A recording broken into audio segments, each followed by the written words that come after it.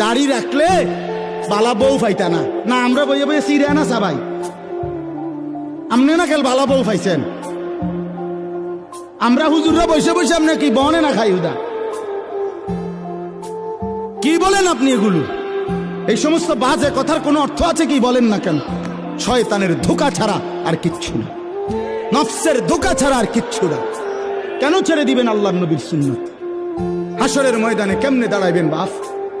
নবীজি সাল্লাল্লাহু আলাইহি সাল্লাম জিজ্ঞেস করবে, উম্মত 23টা বছরে আমি তোর কাছে ইসলাম বুঝাবার জন্য পিঠটা ঝাঁঝরা করে ফেলেছি তায়েফের পাথরের আঘাতে। আমি পেটে 2টা পাথর বাঁধছি ক্ষুধার কষ্টে। আমি দান দান শহীদ করেছি উহুদের ময়দানে। আমার এত কষ্ট, এত রক্ত, আমার এত চোখের পানি, আমার দিবারাত্রির এত কান্না, বিনিময়ে তুমি এটা কি নিয়ে আসলে? তখন কি বলবেন?